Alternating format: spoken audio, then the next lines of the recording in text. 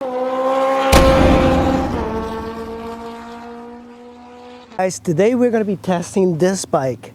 This is a GT300. Normally I don't really ride fancy things, but let's give it a try. When I hop off of the Buddy 125 and I jump onto my SH150, there's a big difference in quality. This one is an incredible big difference, and it's a big bike, but it doesn't feel like it's big. Like, I can probably even park this on the sidewalk in DC because it looks small. Physically, it looks small. And this is the SH150. Not that big of a difference. I think one of the things that impresses me is this electronic button to pop up the seat. And look at this. Now, this is kind of fascinating. I have never seen this in any Japanese bike, but this is kind of fantastic. I'm just doing it with one hand, but you can just pull this out, and it's very easy to kind of service the bike. Another interesting thing about this bike is that the filler is here, but the gas tank is not there. It's not over here where most Chinese bikes and Japanese bikes are. It's down here. So the gas flows from here to here, and this is, of course, fuel injected. So it starts right up, very easy to get going. But I like that you can just pull this thing out, and that's it. You don't have to do anything. There's the airbox. The spark plugs are easy to reach through here. And another interesting thing, if you slide this in, the hooks for the helmet, they're right here. Another thing, there's this hole here. This is a seat cover. I never even knew that was a seat cover, but it's a nice little cube over here, or a little hole. You can stash things. This seat is also much more comfortable than my SH. Look at the plushness to this. That is a big, solid seat. Nice and wide, so that means it's really comfortable. Look at the rear wheel. Those are 12-inch tires, but yet when you're riding it, it doesn't feel like they're small little wheels that belong on a scooter. And that is because the suspension is much better than a scooter. This does feel like it's a motorcycle. When you ride it, you go like, oh yeah, that's what you pay for. It's kind of like that saying, you get what you pay for. And on this, it's quite evident that you do get what you pay for. Just look at this. This is kind of like a touch that I thought that you would see only in Honda. But look at just the mechanism for opening up these are rear foot pegs for your passenger. They're tucked away really nicely. Streamlined. They actually even go with the design of the scooter. They kind of echo the chrome here. And they even have a little bit of a lip here that you can put your finger and pop them out. And this one's got some like carbon fiber bits. I think they're just, it could be plastic. I don't know if they're real carbon fiber, but that looks nice. And on this side, that's your dipstick. There's a big hook over here. I don't know quite what that is. But, you know, I thought that I wouldn't like the way you put your feet here, but it feels a lot more substantial. You know, this bike doesn't feel cheap with plastic. It does have like this really high build quality that I guess I was expecting, but when you ride it, you really feel that quality. And look at this, the front wheel. The front wheel, this is a very unique Vespa thing. Ducati does this with their rear wheels, you know, the single-sided stuff, but Vespa, it's in the front. So look at this. That is your suspension for your front fork. You have a 2-caliper front brake. You also have a steel braided brake line, which is nice. And this is the way it holds your wheel, because on the other side, that is a single-sided wheel. Really nice. You can take the wheel out just using those bolts, just kind of pop it right out. Very easy to change your tire. And I think I like that a lot. But, you know, you see this a lot in Ducatis, in the rear tires of Ducatis. They put this, it does look nice. The front fender, it's really like large and oversized. And there is a little bit of a little dent here. The blinkers are integrated. Look at this. Integrated. I am assuming the horn is here, but this is metal. You can hear that? This is like a carbon fiber thing. There's a LED light. Everything is like really well covered and streamlined. So let's look at the dash. So the dash, very simple. You know, I thought that would be much more like bells and whistles, but the Vespas, very simple stuff, very well designed. So you have your speedometer, your odometer, your digital clock, and then this is how you adjust the clock, your temperature, your fuel. Then you have a fuel light when you hit reserve, or a light or running light, high beam, turn signal, oil, engine. And then here you have your kill switch, your starter, of course you have your throttle. Another really amazing thing is this bar end weights. Usually you don't see bar end weights in scooters, but this is almost like motorcycle-like. The quality of the controls is also like really high up, really high. This is your lights. You have your turn signals. The turn signals operate very weirdly. I've never seen these. A lot better than BMW.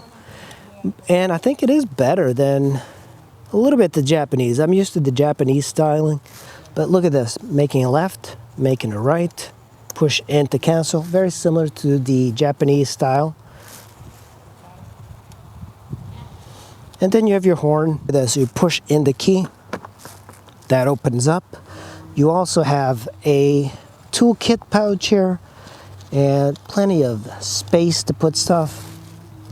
And you have fuses down here. It's a little bit hard to see, but your fuses are very easy to get to. This is your button for opening up your seat. It's electronic. Over here in this compartment, you remove this bolt. That's your coolant. And this, remove this, you get access to additional fuses.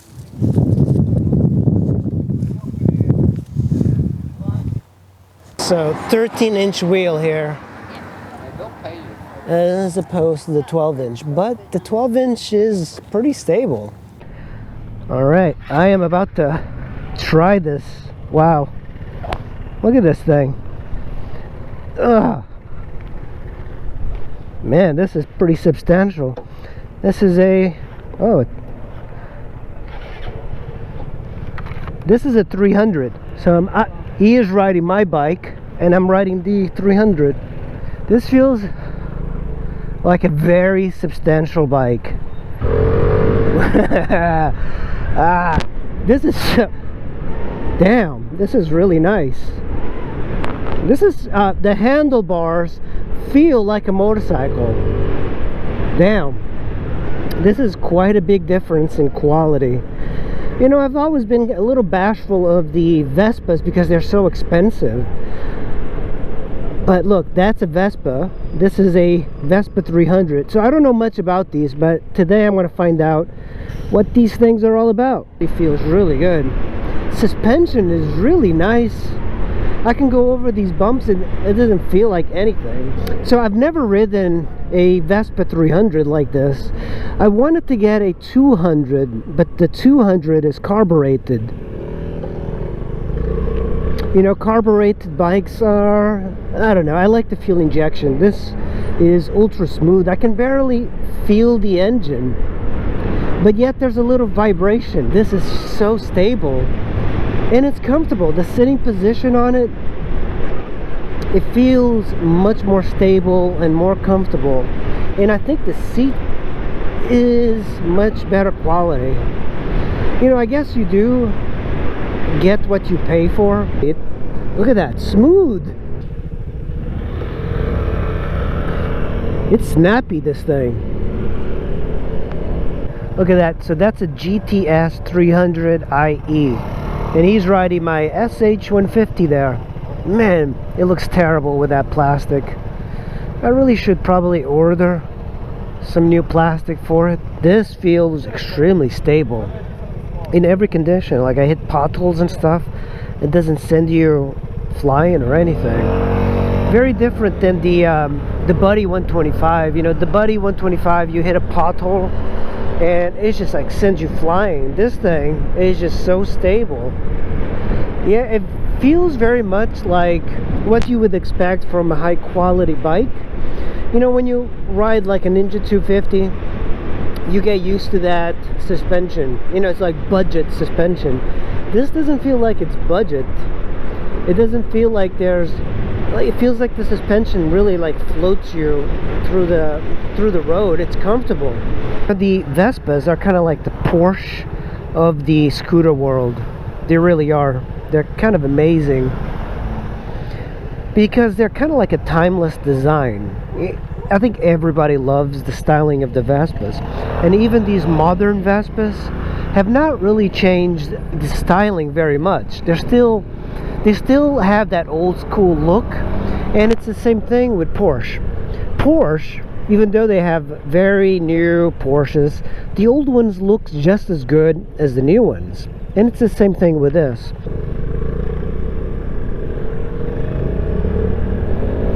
That's nice, he let us in. Surprisingly, with the smaller wheels, this bike handles, I think, just as well as the SH with the big wheels. And look at this road. I have never really ridden around here. I've always wanted to, but you have to kind of fight traffic to get here. And normally I'm intimidated by rich people. These scooters look really good. I think if somebody's got money, they're going to get a Vespa like this, but they are very expensive, and I think that's the only reason I've shied away from Vespas is the upfront cost of these bikes, because you can get a Japanese bike for a fraction of the cost that this costs. 1, 2. Oh, I wanted to race, but look at that.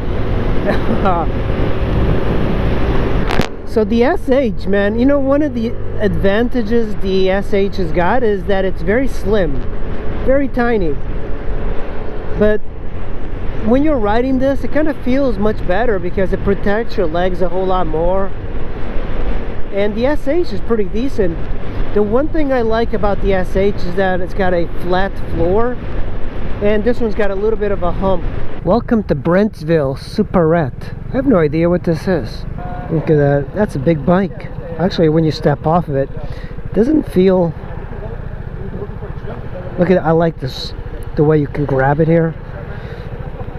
That's really cool. No kickstand. That's... wow, look at that. Integrated. Oh, that is fancy. There's very few things that are Italian that I would like to own. You know, I think usually I like to own Italian things from a distance, like Ducatis. It's like when you consider the maintenance, it's like, why would I want a Ducati? But this bike, this GT300, feels good. You know, it's just so styling, so sophisticated. Oh, what's up with this traffic? I'm looking at my bike over there, and like that big crack in the plastic. It's kind of weird seeing your bike from a distance. Normally I'm riding it, so this is so cool. It does feel really good to ride with a bunch of scooters. I don't think I've only done like a scooter ride one time, and I was leading it through like the northern part of Maryland. The cool thing is that you never really get any tickets. Oh, you see my brake lights are dragging.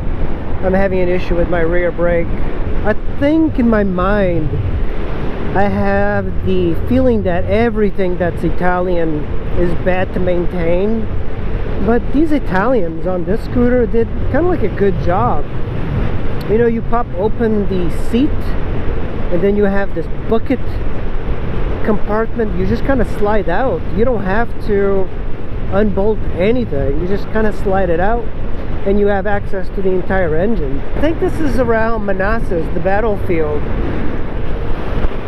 Look at this bike.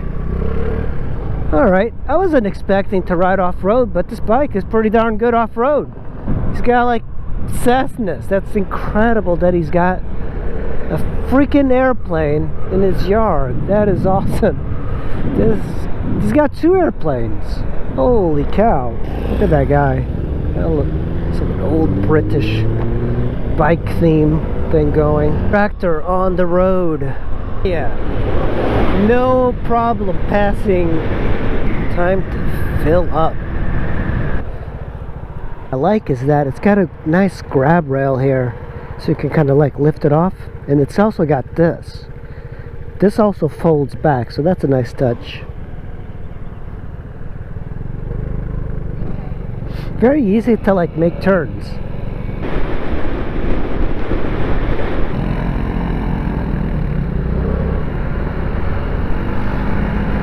You know, the thing that stands out mostly from this bike, there's two things. First is the suspension. On this is really good. And second, it's the fit and finish. The fit and finish on this is a level above, a level above the Japanese variety. And I was not expecting that. Looks like a small scooter. You know, it doesn't have that maxi scooter look that it looks like a motorcycle with tons of plastic. You basically can kind of get away what you can get away with just parking on the sidewalk, looking super cute. All of the great things that scooter riders need. On a, you know, a maxi scooter like a Silver Wing, you pretty much got a big motorcycle. Ride is coming to a close, guys. I hope you enjoyed this little ride on the Vespa GT300i E. Really awesome bike. I am so glad that Joe from Alpha Graphics, I'll put the link down below so you can check him out. But man, it's so nice of him that he let me ride his bike for the entire ride. I rode this thing the entire ride. Like nobody would ever let me ride bikes. I mean, you guys see me ride. It's like, who the hell would let me ride the bike? Their bike. I mean, they'd have to be crazy. Alright, squids, thanks for watching. I really appreciate it. And I'm going to see you in the next video. And thank you for the gas money. I've been getting enough gas money to fill up my hog, so that's always good. Alright, squids, bye. You know, when you jump from one bike to the other, then the differences are really apparent. And it's true. This bike rattles a lot